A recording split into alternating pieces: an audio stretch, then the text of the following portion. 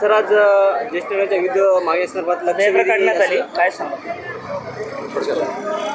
हे आमचे निवेदन पदयात्रा आहे, फेरी आहे.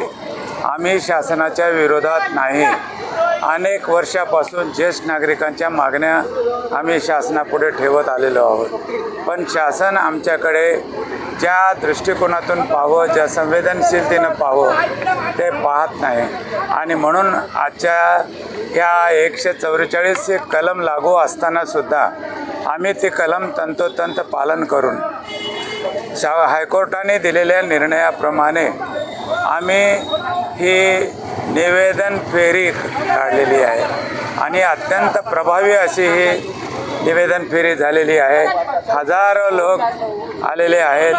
हे सगळे लोक जे आहेत ते गरीब, विस्थापित, गरजवंत, दुर्लक्षित, उपेक्षित, वंचित, शेतकरी, शेतमजूर, कष्टकरी, कामगार, याच्यामध्ये अर्ध्याच्यापेक्षा जास्त विधवा माता आहेत.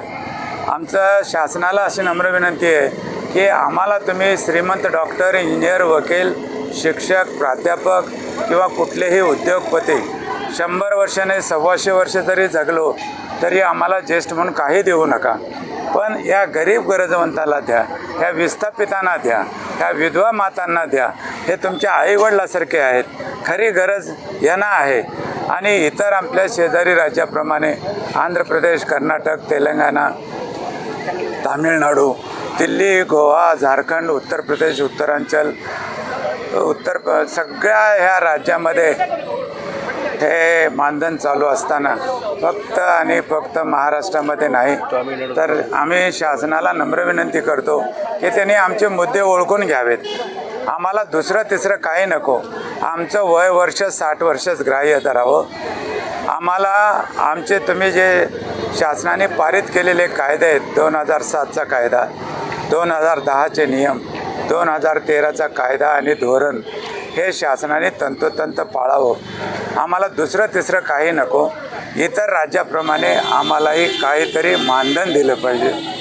मानधन जर दिलं तर आम्ही आज जे टाकाऊ झालेलं आहोत कुटुंबामध्ये ते होणार नाहीत. आम्हाला आमचे मुलं बाळं म्हणतील, बाबा तुम्ही चहा घेता का, आई तू रोटी खाते का, एवढं आमचं मागणी आहे.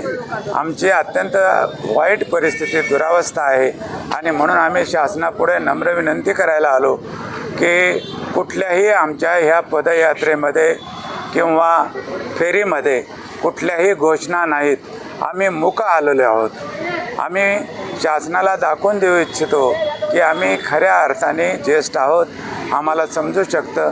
आम्ही सगळे कायदे पाळलेले आहेत. आजपर्यंत देशाला आम्ही उभं आयुष्य दिलेलं आहे आणि 60 वर्षापर्यंत पोहोचलेलं आहे. पण शासनाला नम्र विनंती आहे की 65 वर्ष, 70 वर्ष, 75 वर्षाच्या पुढच्या योजना न आणता तुम्ही आमच्या 60 वर्षाच्या पुढच्या योजना आणा. लाडके मायबाप योजना आणा. आणि त्या लाडक्या मायबाप योजनेमधून आम्हाला महिन्याला 5,000 रुपये म्हणजे 2दाची रोटी आणि 2दाचा चहा, औषध पाण्याला आम्हाला खर्च मिळावा, एवढीच आमची रास्त मागणी आहे. ज्येष्ठ नागरिक सहभागी सर आपल्या फेरीमध्ये आता त्या अर्थानं हजारो लोक आहेत. माझं तर असं मत आहे कमीत कमी 5-1,000 लोक तर आलेले असावेत. अजूनही येत आहेत. आम्ही 11चा वेळ दिलेला आहे. पण आमचं हे 144 कलम असल्यामुळं, लागू असल्यामुळं, आणि आम्हाला पोलीस प्रशासनानं अत्यंत सहकार्य केल्यामुळं आम्ही हे शासनाला दाखवू इच्छितो की आम्ही शिस्तीत आणि कुठल्याही कायद्याचा भंग न करता आम्ही तुमच्यापुढे विनंती करायला आलो. एवढंच मला या ठिकाणी सांगायचं आहे. तर शासनाने आमच्यापैकी एक स्त्री, एक पुरुष ज्येष्ठ नागरिक विधान परिषदेवर घ्यावं, राज्यसभेवर घ्यावं, आमचा मंत्रालय वेगळं करावं. आमच्या सगळ्या मागण्या त्यांनी आम्ही लेखी स्वरूपात दिलेल्या आहेत, त्या मान्य कराव्यात. आणि आमचे हात जोडून विनंती आहे की आम्ही सदैव शासनाच्या बरोबर आहोत. आमचे मुलं बाळं शासनाच्या बरोबर नसतील कदाचित, पण आम्ही शासनाच्या बरोबर आहोत आणि नक्की राहू. एवढंच या प्रसंगी सांगतो आणि थांबतो. जय हिंद, जय महाराष्ट्र, जय ज्येष्ठ नागरिक बेस्कॉम.